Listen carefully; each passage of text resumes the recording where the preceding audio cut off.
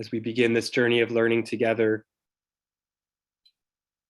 about Rabbi Simcha Kraus, Zecher Tzadik Livracha, someone whose life embodied the value we will explore together, the value of asking questions of our tradition, challenging it to be its best self, inquiring of it, probing it from a place of deep knowledge, commitment, and love, transforming it in so doing, and the lives of everyone in the presence of whom and to whom he asked questions and whose questions impacted him, transforming them and our Torah and our Judaism to be a better one.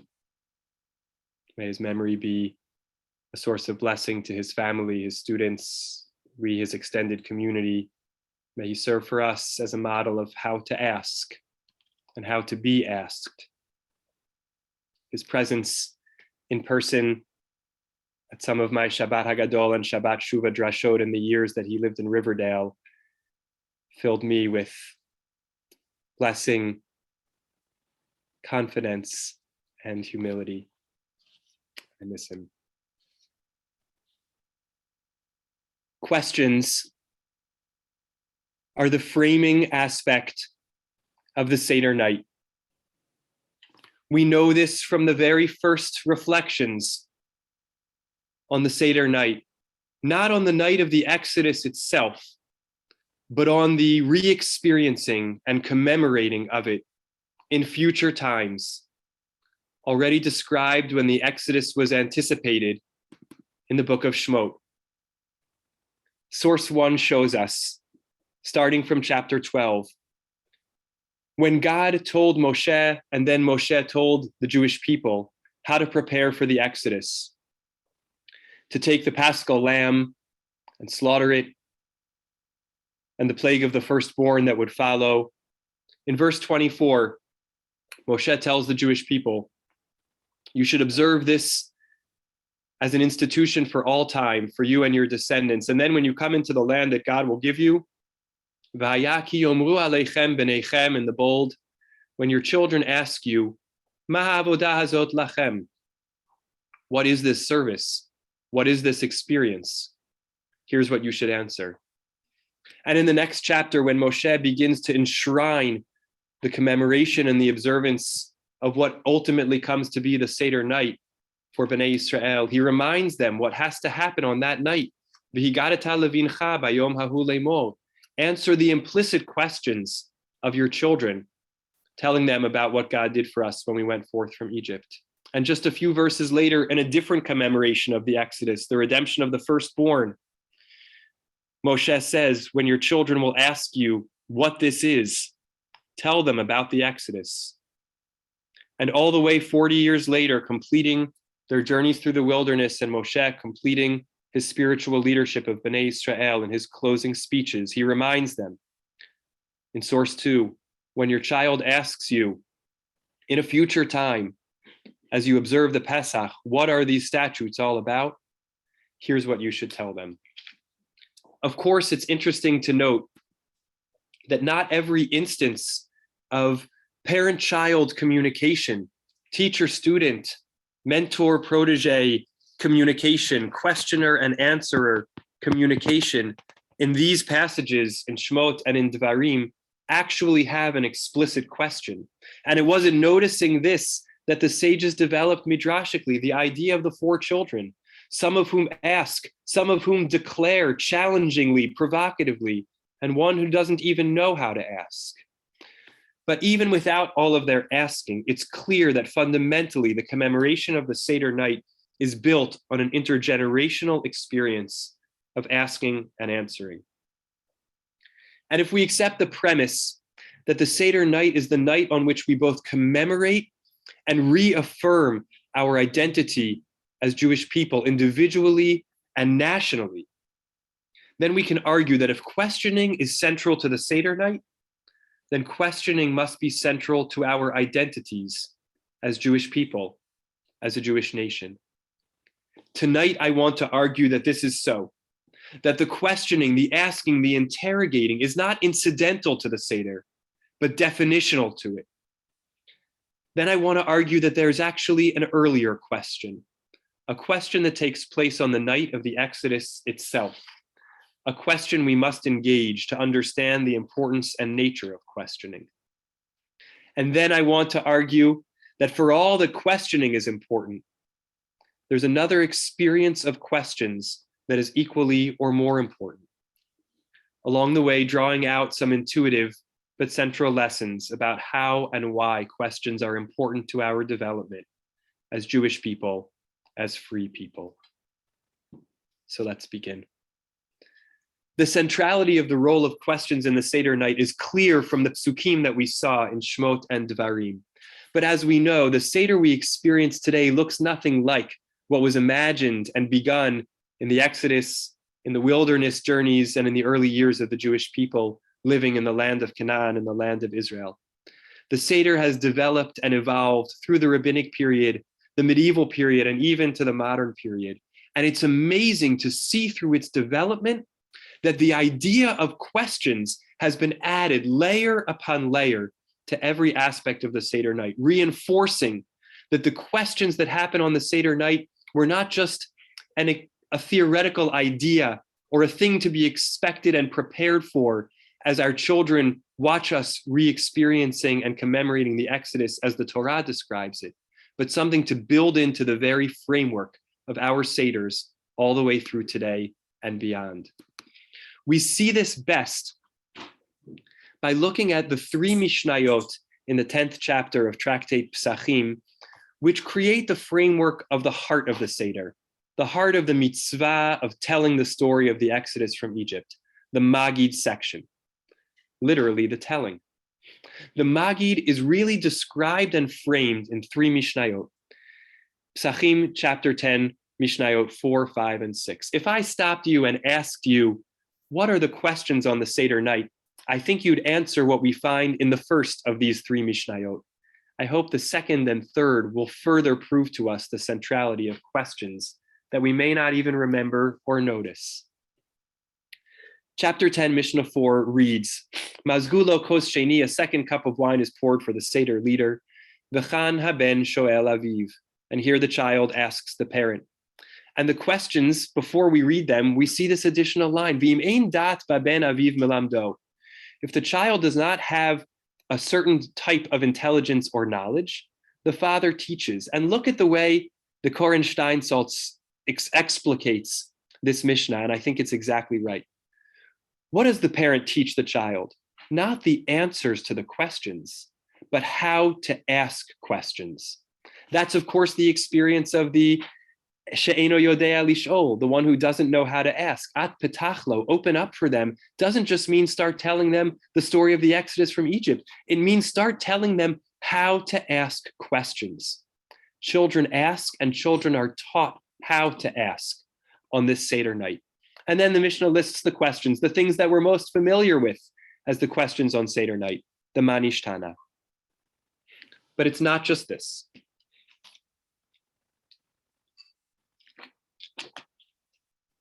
The next Mishnah talks about something we experience towards the end of the Magid, Rabban Gamliel's 3 things.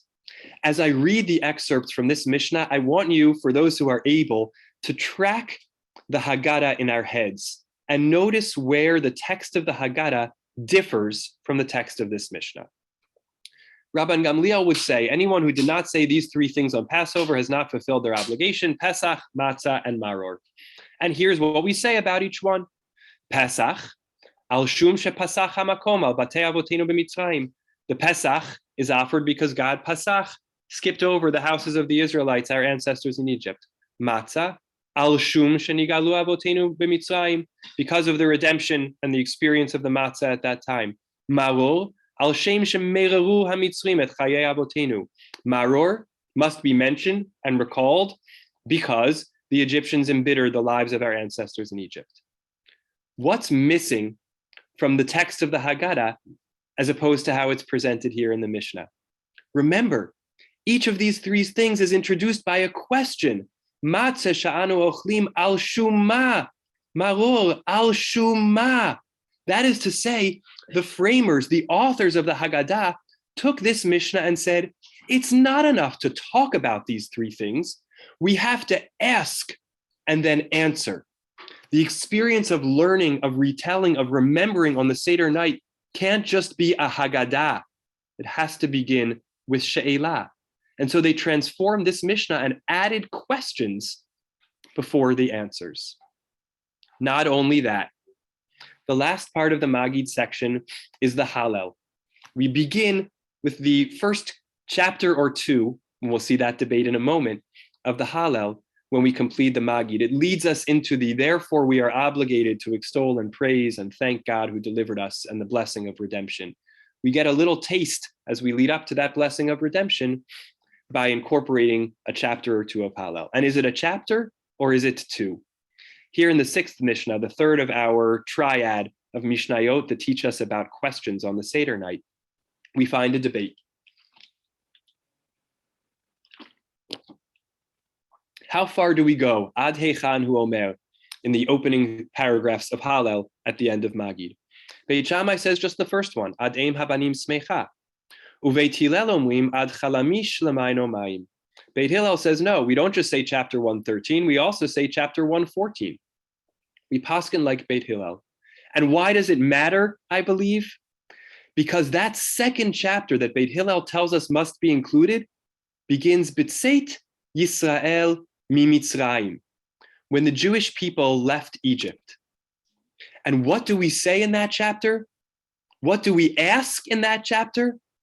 Ma lecha hayam kitanus, hayardein tisov la'achor. Why are you turning around and running in the other direction, O sea?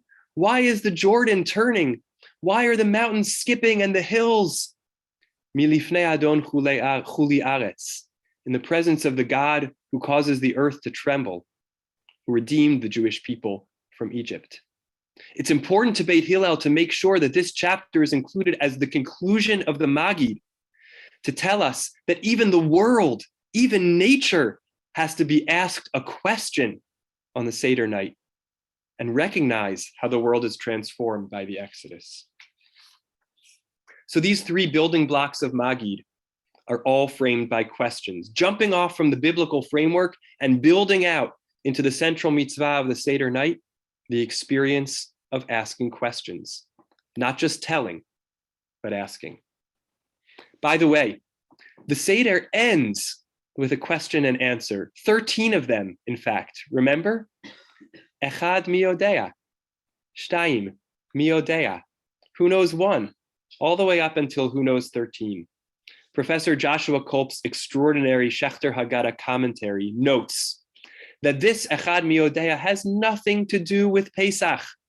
It was not composed for the Passover Seder. Some communities recited it at weddings. It was probably a liturgical poem which was actually a response to the Shema. Shema Yisrael, Hashem Elokeinu, Hashem Echad. And while we're talking about powerful numbers in Judaism, let's go through a bunch more. So why was it inserted at the end of our Passover Seder? I don't know, but we can wonder if perhaps it's there to conclude a night of questions with an additional series of questions and answers. But the centrality of questions on the Seder night is not just seen through the way in which their questions are added into every step of the framework of telling the story of our exodus from Egypt, but actually we see that asking questions has halachic weight and necessity on the Seder night. We notice this by seeing the difference between the way the Mishnah introduces the Manishtana and the way the Rambam codifies it. Right here at the top, Mazgulo kos sheni v'chan haben shoel aviv, manishtana. They pour the second cup. Here the child asks the parent, manishtana. The Rambam changes the formulation slightly. Umozgin hakos hasheni. They pour the second cup, same. V'chan haben shoel, and here the child asks, same. But before manishtana, we have two more words. Ve'omer hakorei. And the reader says, manishtana. What's the Rambam getting at here? It seems like the Rambam is telling us the child might ask an initial question Maybe like, why are we pouring a second cup of wine right now? Or why is the Seder table being moved or the Seder plate being lifted? The question might actually be about the pouring of the wine, or maybe the children also ask the Manishtana. But the Manishtana must be asked by the Koreh, the reader, the Seder leader, or perhaps at our Seder tables where we go around and everyone is assigned. Someone else, not just the child, has to recite the Manishtana. It's not just the experience of children asking parents, but adults too must engage in this ritual of questioning. Rav Soloveitchik brings this concept to its ultimate formulation in his Hararei Kedem, questions and answers in a sense, analytical short essays on the themes and values of the holidays, in which he says in source 5, the requirement to ask on the Seder night is not merely among the laws of V'higadat levincha b'hamitzvah lehodia levanim. It's not just about the deeply powerful and beautiful experience of teaching our children and telling them the story. There's more. It's a part of the essence of the obligation to tell the Exodus, not just to our children, but to each other, to tell it out loud. For the format of the telling for the Rambam is in the matter of questions and answers. And this is why the reader says Manishtana. Kol zeh hu me'ikar chovat HaGadah. An essential part of the obligation of Haggadah, of the telling of the story, is she'ilah, is asking questions. It is the custom in many Brisker communities that the Seder leader recites the Manishtana. Maybe it's a custom for us to consider around our own Seder tables, to invite everyone to say the Manishtana, to have the experience of asking questions, or differently, to invite every person who attends our Seder to take some time to formulate their own question, a question about the ritual, a question about what it means to be a free person, a Jewish person in 2022, to invite all to ask questions around our Seder table. I hope by now you will agree that questions are central to the Seder night. And we can understand why. Asking questions, being commanded to ask questions, instills in us many values. Asking questions highlights the importance of learning and gaining knowledge as a fundamental to religious life. Of course, we must keep the mitzvot, connect to our tradition, but we also must understand. Amongst the greatest joys for me as a rabbi is when people come over and ask me questions. Why do we do this or that custom in the shul? Questions about halacha, questions about interpretation of text, questions that show a desire to learn and understand. One of my favorite notions of questions is the question, what's bothering Rashi? Rashi doesn't put questions in his commentary. He just presents us with explanations. But when we stop and ask, what's bothering Rashi? We get such a deeper understanding of the complexities and inconsistencies of the biblical text, of the possibilities that are latent in it. We can ask questions that then deepen our appreciation and understanding of the texts that are presented to us. And asking questions invites and celebrates curiosity. If we argue that gratitude is a central value to us as a Jewish people, perhaps no better symbolized than the fact that our name is Yehudim, from Yehuda, from Hoda'ah and Hodaya, from acknowledgement and thanksgiving. Tonight, I want to remind us that before we were Yehudim, we were Bnei Yisrael. We were the children of Jacob, who was renamed Israel. Israel Kisarita, because he wrestled with God and with human beings. Yes, a physical wrestling, but no doubt a wrestling that involved asking questions. And in the very first verse, after Yaakov's encounter with the Ish, in which that Ish told him his name would be called Yisrael, the very first thing Yaakov does upon being told he would be called a wrestler is this. Vayish'al Yaakov, Vayomer, Hagida na shemecha, she'ela Haggadah. Yaakov asks that person and says, tell me your name. You're a mystery to me. And I want to unpack this mystery. Yisrael, to be, wrestles with and interrogates the unknown. He asks him to tell it something he doesn't understand. What it means to be a Jew, to be B'nai and Benot Yisrael, is to be curious, to be willing to grope in the darkness for answers, knowing sometimes we will find them and sometimes we won't. Asking questions also lifts up the importance of humility. A life as questioners reminds us, even as we embrace learning and curiosity, that what we don't know will always exceed what we do know. And to live as curious and humble question askers is a basic Jewish religious posture. That's why, with humility and with curiosity and with a love of learning, I have to pose another question. What we've seen until now are the questions biblically in sources 1 and 2, were the questions biblically that children would ask their parents upon seeing them commemorate and retell the Exodus. Those were all questions that were posed by watching a reenactment or a recollection of the night of our going forth from Egypt. But if we really want to drill down into the question of what we learn from Yetziat Mitzrayim and the questions upon Yetziat Mitzrayim, we have to ask this. What were the questions that were asked on the night of the Exodus itself?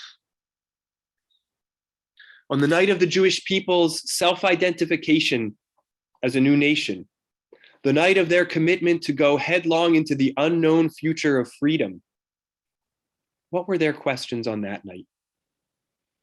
Midrashically, we could imagine there were many. No doubt the children asked, why is there blood on the doorposts? What are the cries we hear outside?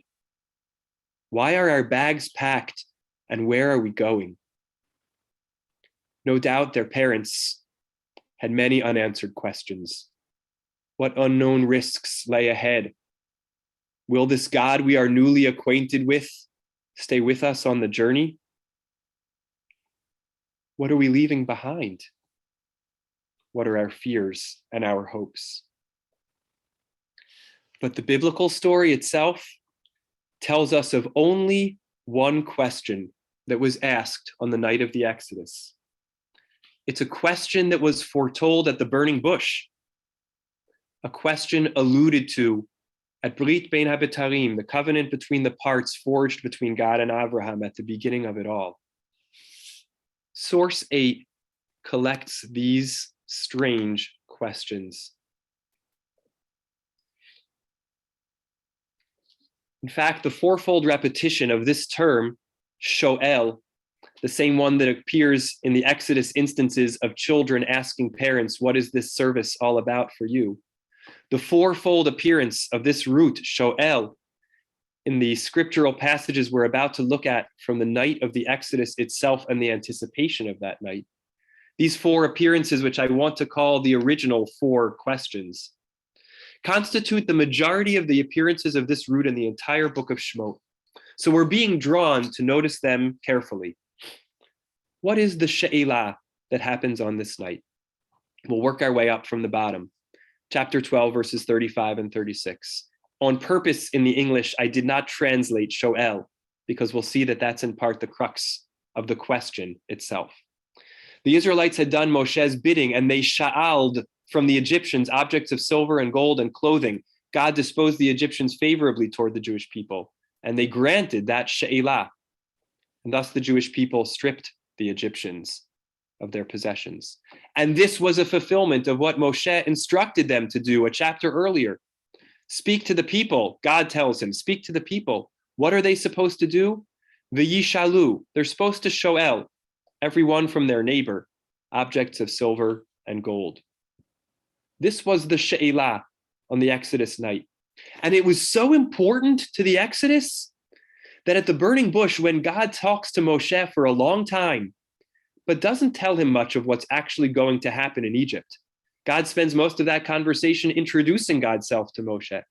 and convincing Moshe of the importance of going down to set the Jewish people free, but doesn't really narrate to Moshe that much about what's going to happen when Moshe gets there. Not much about the plagues, not much about the Korban Pesach, and yet it was important to God to tell Moshe this. Chapter 3, verse 22, at the burning bush. When the people are ready to go free, each woman should sha'al from her neighbor and the lodger in her house, silver, gold, and clothing. Put these on your sons and daughters. V'nitzaltem, and you should strip or perhaps cleanse or perhaps spare the Egyptians. With curiosity and humility, I want to say, I'm not sure what this means. If we believe in the centrality of the mitzvah of asking on the Seder night, I don't think it's a coincidence that throughout the story of the Exodus night itself, there is an asking, a she'elah of some kind. But what a strange asking. What is it meant to teach us? Tonight, I want to offer two suggestions, recognizing that this may be an instance of the question being better than the answers. First, it is to understand that pairing this she'elah about Egyptian goods, asking for silver and gold and clothing, as the forebear to the she'elot, the questions we ask on Seder night, questions of intellectual and moral and cultural weight, suggests to us to understand that asking a question is real. It's transactional, it's relational, it's almost physical. Lish'ol means not to seek information, but to ask another person to really give you something. Questions exist in relationships. They are powerful commodities. They are goods. Something exchanges hands in a question and an answer. And so when we ask a question, we have great responsibility. Like the saying, be careful what you wish for, reminds us, we don't always like what we get when we ask a question. Sometimes the answer is a weighty thing we have to carry, not silver or gold, something we have to engage with and bear, something that exists in the relationship between the questioner and the answerer. And answers too can be precious gifts. They can transform us, adorn us, be the building blocks for a future, open up new questions that would not have existed, open up new possibilities that would not have existed had we not asked the question. All of this is to say that taking a night about questions and suggesting that it came from a night on which we asked for stuff helps us remember that questions are real, concrete things that change the world in real, concrete ways. The Yiddish saying, please bear with my poor Yiddish, von Akashia starbt men nicht, that no one ever died from a question, is a powerful reminder not to be afraid of asking. But I also want to lift up the other side. Questions can be as real, as powerful as life and death themselves. Maybe it's worth pausing here to concretize this idea of the power of asking questions in our own lives. I imagine most of us can think about moments where we felt we asked a question of someone that changed our relationship. Can you share more about that? What was your childhood like?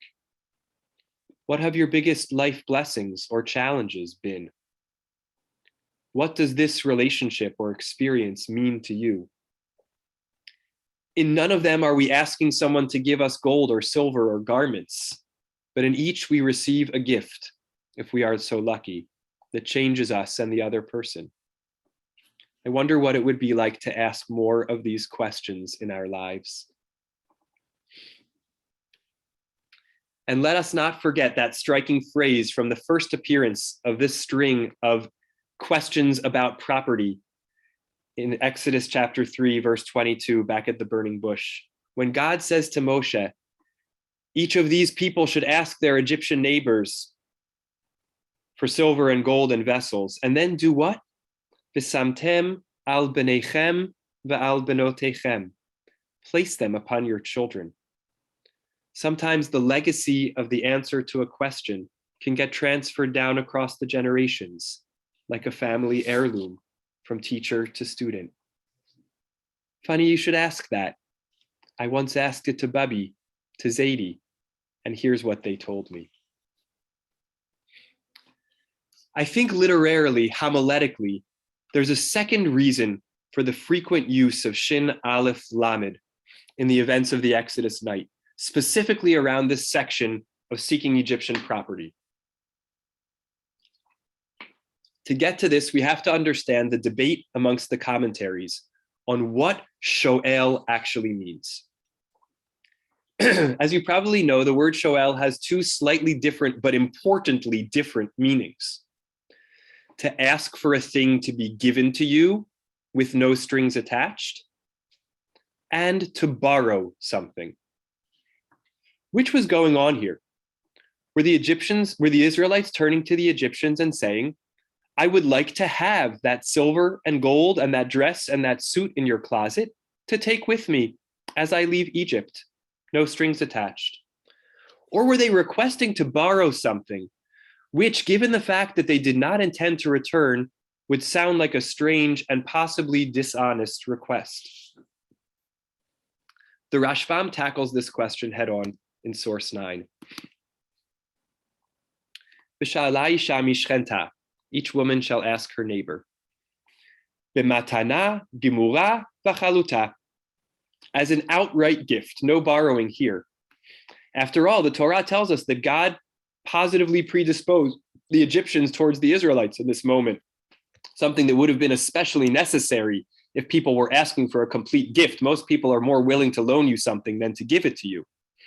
And after all, says the Rashbam, Shin Aleph Lamed can mean asking for a complete gift, like in Psalms chapter 2, verse 8, Sha'al mimeni ve'etna goyim nachalatecha. I will make the nations your domain. That wasn't a loaning, that was a giving. And then the Rashbam says another sentence which helps us understand how loaded the question of this interpretation is. Zehu ikar pshuto. This is the principal meaning of the verse. Utshuva la'apikorsim. And this silences the heretics who speak of the Jews borrowing and not giving back these trinkets. The heretics who would suggest that the Jewish people were deceptive in the Exodus. The heretics who would suggest that the Jewish people told the Egyptians, can we just have this for a little bit? And they never intended to give it back, making the night of the Exodus a night of lies. Those heretics, like the Ibn Ezra, who suggests precisely such a thing. And like Shadal Shmuel David Lutzato, one of the great, more contemporary biblical commentators, who says straight out in source 10, Ein safek shehaya ze ma'aseh tachbula. There's no doubt this was an act of deception. Of course the Israelites asked to borrow and intended to keep and never return. And you know what? Who's the deceptive one, Rashbam? It's you, misleading people about the meaning of this word. Everybody knows lashon she'ela yadua shehu al manat lahachzir. Everybody knows that the term sha'al biblically means to ask to borrow something, not to have it as a gift without requirements to return. In fact, look in Exodus chapter 22, verse 13, where it says when a person would shoel something from their neighbor and the thing is broken, or the animal who is being shoel dies, you have to pay it back. If it simply belonged to you, why would you pay the owners back? Clearly, she'ela, says the Rashbam, says the Shadal, means borrowing. And you know what? It wasn't a deception of the Jewish people. It was a deception from God. It was a ruse planned by God. And it was a just one. God rightly wanted the Jewish people not to leave Egypt empty-handed. And you know what? With crooked Egyptians, you have to deal crookedly. It was a just deception in order that the Israelites be able to leave with their deserved riches from centuries of servitude. And the uneasiness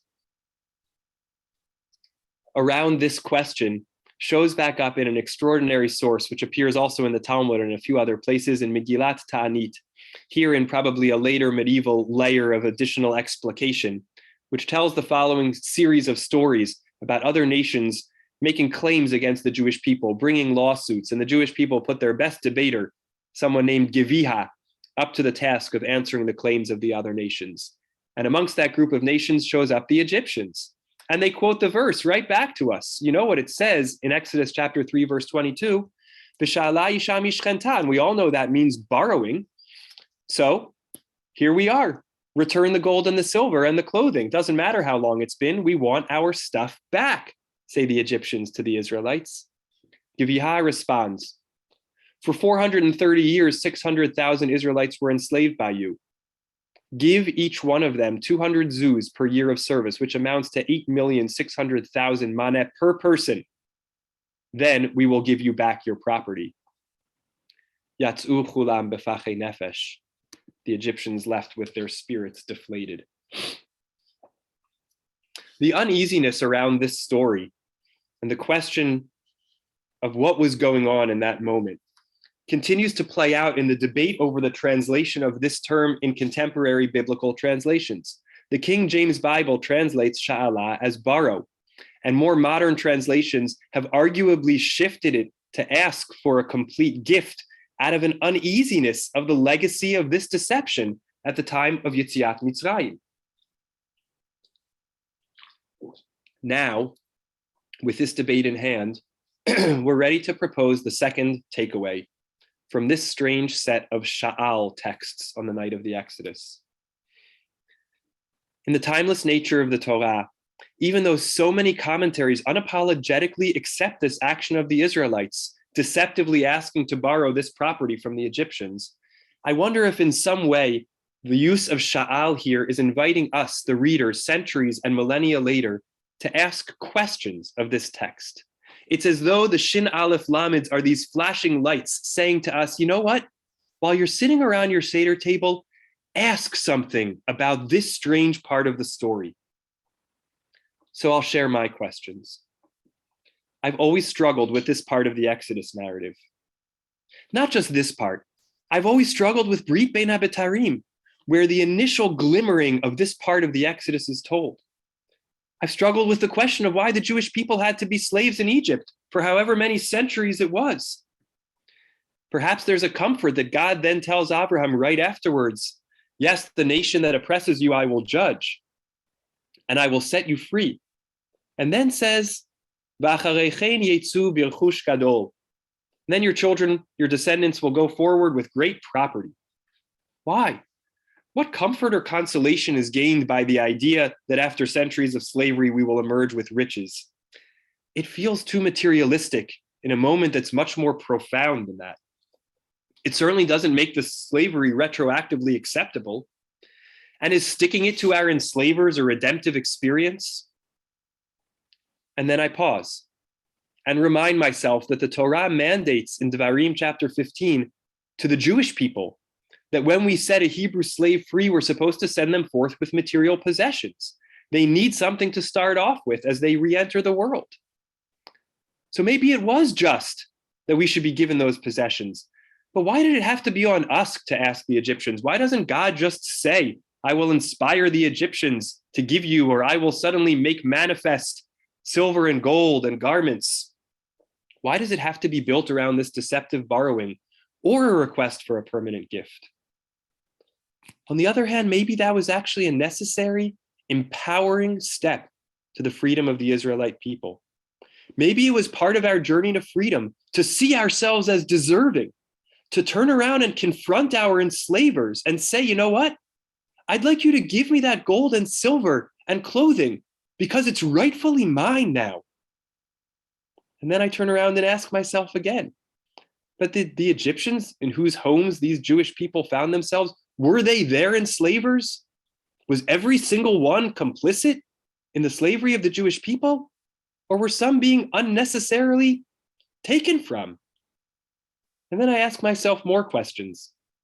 Why am I so compassionate towards the Egyptians, our enslavers? And why am I bothered by a little bit of duplicity in the moment of going forth and becoming a free nation? And then I ask myself more questions. How does this map on to the questions of restitution after the Shoah? To the questions of our wrestling with grappling with the legacy of American slavery? We were not enslavers. And yet we live in a society in which the legacy of slavery still impacts people today. Do we have a responsibility towards that? Something of the simplistic joy of the Seder night feels lost through these questions.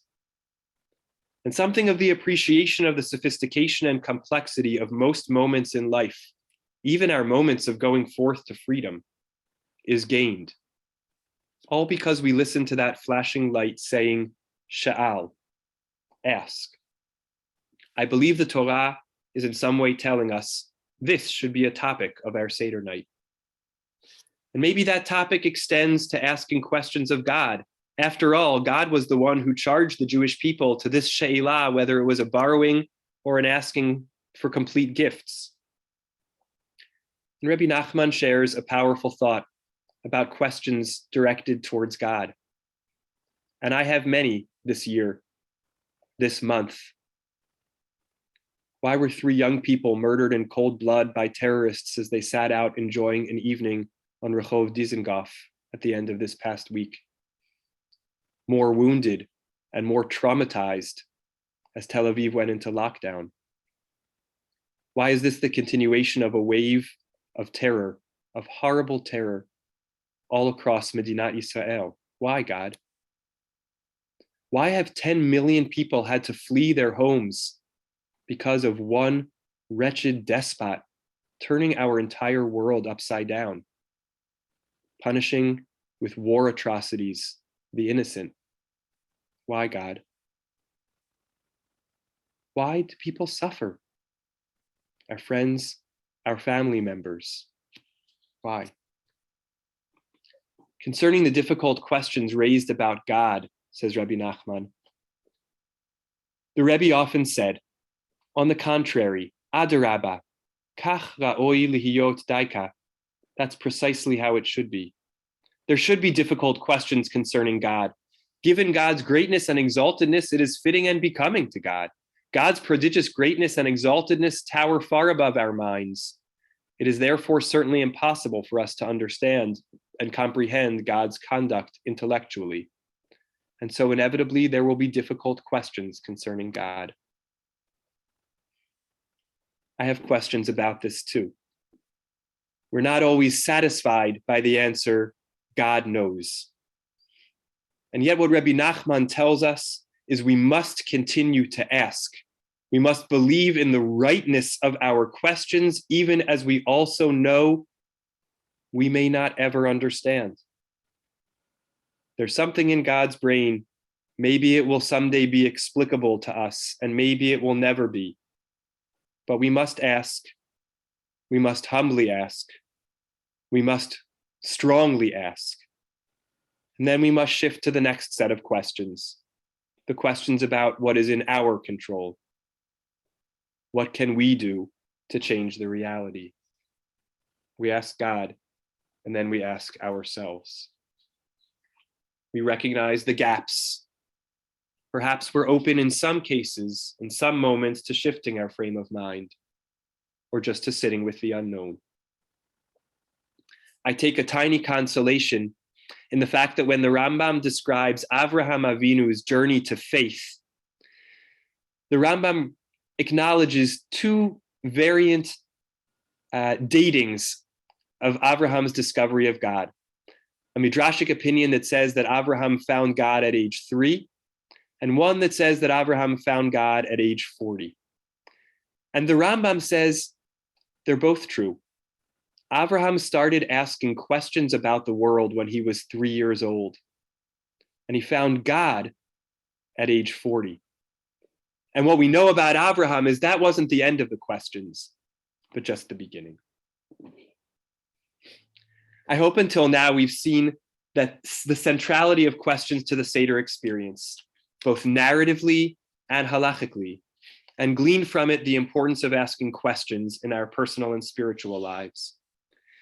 And we've gone back to see that the question that was asked on the night of the Exodus itself, as the Torah tells the story, was a request for Egyptian property, something there to teach us both of the true concrete reality of the experience of asking questions, and to invite us to question our own narratives and our own history, and our biases as we ask those questions, and leave space for the gaps between our expectations and the reality of God's world, gaps which aren't always easily bridged, and knowing that that too is part of the religious experience. And that whole framework has been about us as the questioner. But I'm not sure that's actually the central, and it's certainly not the only aspect of questions that the Haggadah framers wanted us to reflect on the Seder night. So let's return to the Mishnah that frames the child's question of the parent and see how the Gemara describes it. Source 13. Here we see again the Mishnah from Psachim. The second cup is poured, and here the child asks the parent. And if the child lacks this kind of intelligence, the parent teaches them how to ask. It's about this that the Gemara says. The sages taught, and here we understand, or we must understand, that the Gemara's framework here positions a father and husband as the central figure of the Seder night. Contemporarily, we ask good questions about that too, but we take it as the Gemara's frame.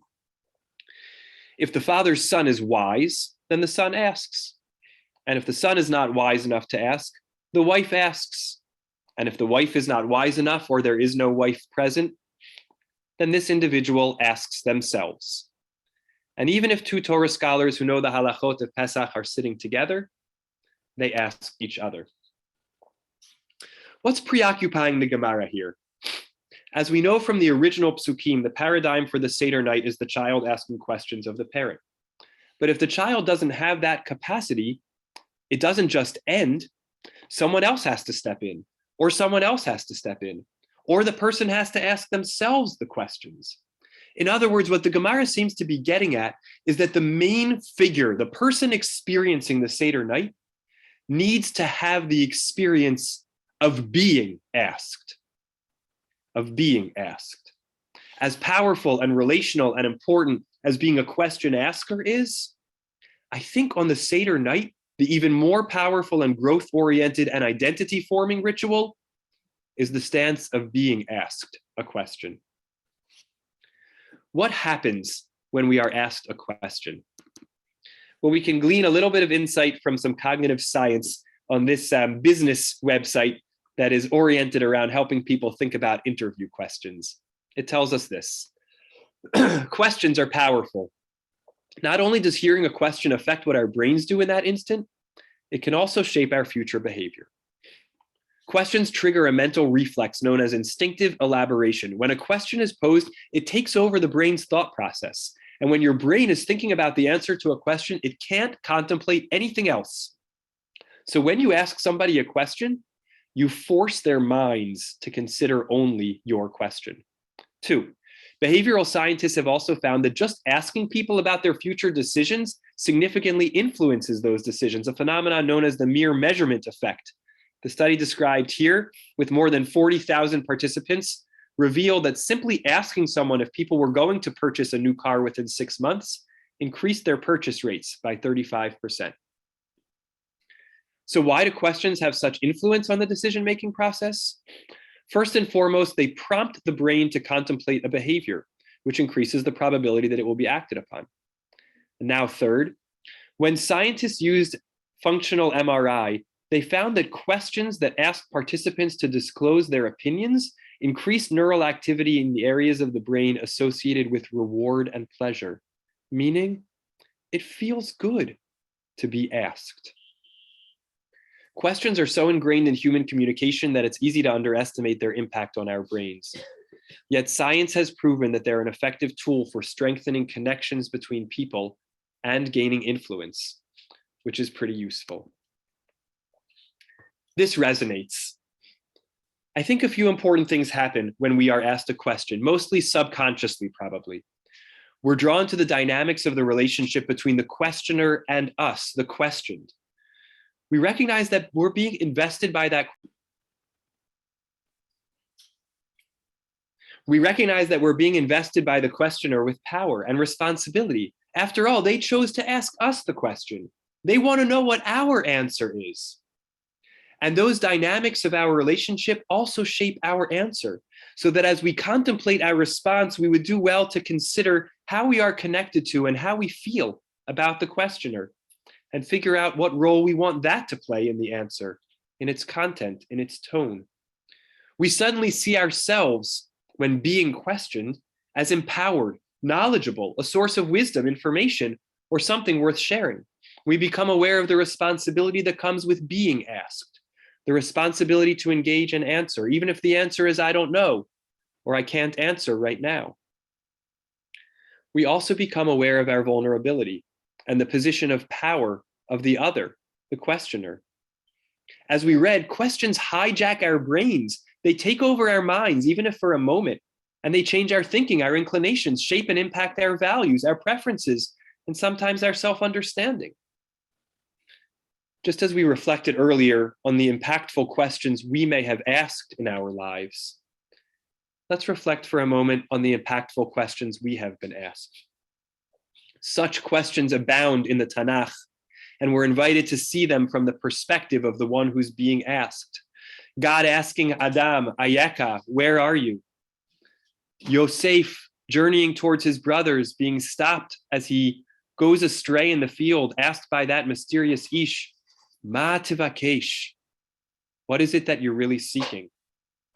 Moshe being asked by the daughters of Tzalafchad and the people who missed out on the first Passover observance, Lama nigara, why should we lose out?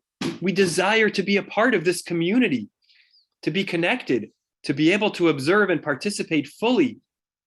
These questions profoundly impacted the ones who were being asked, provoked reflection, and changed the world. What have been the impactful questions we've been asked, and by whom? And how have they changed us and our relationships? Personal sharing. A part of my understanding of why I wanted to be a rabbi and what kind of rabbi I wanted to be came not just from being asked that question by friends or in my YCT or Bayit interviews, but when I was graduating college and heading to learn in a Beit Midrash and enroll in YCT's Ma'orot program, shifting from the biology research path, where grad school would have been the next logical step, the path I had been on for the previous couple of years. Professor Ribau Ren, the kind, incisive, and supportive head of the lab I had worked in for the prior 3 semesters, pulled me aside. You could be a scientist, he said to me. Pursue basic knowledge and understanding of the world and contribute to improving human health and fighting disease for all. I know you're passionate about your Judaism, and I respect that so deeply. But why leave this universal field for something so much more parochial? The question caught me off guard, but out of my deep love and respect for him and the deep love and respect I knew he had for me, I considered it deeply. I don't think I'd been framing my professional path decision in that way precisely, universal versus particular. But from someone who respected all parts of me, but saw the world in a different way and genuinely wanted to understand, I found myself offering him an answer I had never even quite offered myself. I tried to express to him that I felt my way of making difference was through Jewish community, for the whole world. That by a deep engagement in community life, particularistic community life, I hoped I could serve others, share a deeply relational self and a passion for a Jewish tradition that believes in taking care of the whole world, in repairing the whole world. And somehow through that actually achieve all parts of that vision, the particular and the universal, in a community that might be able to model something for the world. Little did I know how blessed I would be to be a part of precisely such a community deeply grounded in what it means particularly to be Jews, to be mitzvah-observing Jews, to our deep and passionate commitment to the Jewish people, to our inner family, to Am Yisrael and Medinat Yisrael. And from there, to reach out and try to improve the lot of anyone who might be suffering and learn from all the wisdom in the greater world. I tried to express that if there were more communities like these, particular communities that were universal in their visions and their belief in service, whatever their faith or binding ethical and cultural value system, that the whole world would be a better place. And that too, I knew I was giving up on something, and I would miss that, something of who I wanted to be and why, and that what I was letting go of, even while appreciating it, and what this scientist and I had to learn from each other, and what I could offer him in taking seriously his serious question, all crystallized for me then. I've always been grateful for that question. And one of the blessings in our Bayit is questions. Questions about why we do things the way we do. Questions about the challenging stances we take or don't take. Questions about why an individual in our community might be struggling or suffering. Sometimes I want to avoid or evade those questions. And that's when I know I have to drill down and find what's unanswered in myself. Recognize my responsibility and the power of relationship. Confront my limitations. Say I don't know when I don't know. Say I'm not sure there's an answer when I'm not sure there's an answer. That's why I believe on the Seder night, we should be asking questions, whether the ones written in the Haggadah or others, questions about the Exodus, about Jewish identity and Jewish responsibility. And we should make sure we each experience being asked questions of those same sort, to build relational bonds, to see ourselves as those who can and must answer, whatever the answer may be. In fact, in dissecting that very, very short passage in the Gemara about the idea of being questioned, I want to make one more claim. There's no doubt that central to the experience of the Seder night is family and community. That's why if you don't have a place this Pesach and you're in Riverdale, please let us know. No one should be alone on the Seder night, perhaps more than any other Chag. It's something to experience with family, with community, to be able to ask and answer questions, tell the story of our going forth from slavery to freedom, and deeply re-ratify and affirm our Jewish identities as different and diverse as they are with each other. And that's why for the Gemara, the last resort is the situation of hu shoel la'atzmo, asking ourselves the question, because that would imply that we are alone, and we must not be alone on the Seder night. The deeper value is the value of being together, the value of community. And how blessed we are this Pesach 2022, thinking back to 2020 and 2021, with all we've lost, with all we miss. Our tables are more open again. Our homes are more open again. Our bayit is more open again. God willing, this Friday night, we will welcome 100 people to share a Seder as we continue to build back. No one should have Seder alone. But from the perspective of the value of questions, I think that this text wants us to remember that in addition to asking others and being asked by others, there is something irreplaceable about asking questions of ourselves. Of course, based on what we've said above, that experience lacks the external relational aspect of questions and answers. But what it has is the internal relational aspect. There's no doubt there are questions we need to be asked that only we know, and answers that we might only be willing to give just to ourselves. And the process of unearthing those questions and asking them to ourselves is also a value that emerges from the Seder night, even if we shouldn't do it on that night because we should be together with each other. That sense of asking ourselves questions is what I believe Rabbi Tzadok HaKohen of Lublin is getting at in his powerful comment about the power of questions on the Seder night. He opens up here in the first paragraph recognizing that matzah, one of the central ritual objects and mitzvot of the Seder night, is called lechem oni, not just literally bread of poverty or affliction, but homiletically interpreted as lechem she'onin alav dvarim harbei, a bread on which many things are answered, and by implication, over which many things are asked, and says, therefore, tzarich lihiyot derech sheila u'tshuva. That's why this night must be filled with question and answers, referencing to what we mentioned earlier, that Rabban Gamliel's three things which must be said must not just be said, but must be asked. Al Shumma, why Pesach? Why Matzah? Why Maror? Why questions and answers? V'hainu shebelayla tzarich ha'adam lahargish benafsho chidshut, chadashut, shetzarich ha'adam lirot et atzmo ki'ilu hu yatsa mimitzrayim. Questions and answers, and I would say questions and answers of ourselves, because on this night a person has to feel in their soul a sense of newness, to see themselves as though they've gone forth from Egypt, meaning a feeling of freeing ourselves from some inner constraint or inclination that holds us back, maybe from a question we've avoided asking ourselves, that we can ask and answer so that we can feel newly freed on the Passover night.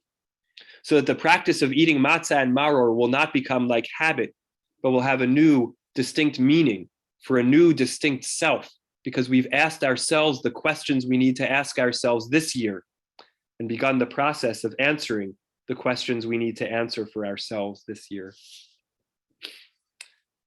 I've been sitting with something over the last number of months that this learning has brought to the fore for me.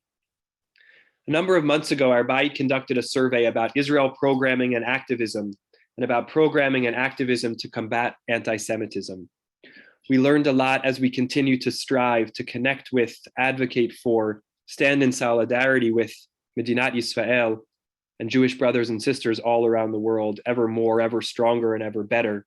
And in that spirit, of course, I want to invite you to join us in person tomorrow night at 6:30 at the Monument in downtown by the Israeli consulate on Monday, as has been emailed out, and opportunities to stand up and say to ourselves, to the world, and to our brothers and sisters in Medinat Yisrael that we are with them, that we abhor acts of terror, and that we stand in grief, in solidarity, and in prayers for peace.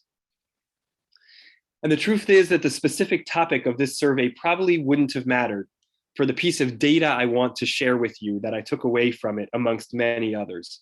But that was the topic. One of the questions we asked in the survey was, what kind of programs or activities about Israel or about combating anti-Semitism would you want to plan or attend? A range of types of programs got high marks: speakers, cultural programs, opportunities to advocate. Amongst the lowest rankings for programs in these categories were opportunities to engage with others with different perspectives than my own on this topic, and spaces for how to create community with divergent points of view. I don't believe this is particular to anti-Semitism or Medinat Yisrael, although I think these particular topics highlight a challenge we all feel about how to relate to people who see things we hold so passionately differently than we do. And of course, this is not particular to our Bayit or our Jewish community. It is endemic to our society. We want to ask each other hard questions about the other person's point of view, but I'm not sure we really want to hear their answers, or want to really be asked about our own, or to really ask ourselves the hardest questions about our deepest held beliefs. And yet the obligation that the Seder night puts upon us, that our night of celebrating identity formation and values must be suffused with questions and answers, asking and being asked and asking ourselves, points us to the fact that as a society and as a community, we may be going in the wrong direction. I don't have the answer to this question, but I feel compelled to ask it. How can we lovingly, with curiosity and trust, ask each other the fundamental question of the Seder night? Ma nishtana? How are you different than me? And what can I learn and understand about that? How might I change or not change from learning about you? I think we have fallen prey to the trap presented to us by the Rasha as the Rasha is interpreted in the Haggadah. The Rasha asks a potentially neutral question. Ma ha'avodah hazot lachem? What is this service to you? And when it's asked by a wicked person or someone who means to ask it accusatorily, not wanting to really understand us, but to see us as a threat and to see themselves as oppositional to us, of course we have no desire or wish to engage with them. But when someone turns to us lovingly and says, Ma ha'avodah hazot lachem? What does this mean to you? We should challenge ourselves to internalize the question, to ask it, to respond with faith and trust in ourselves and openness, and not to say, you would not have been redeemed if you were there because you are not a part of our community. But your asking welcomes you into our community. And we want to understand Ma ha'avodah hazot lachem, what this service means for you just as much.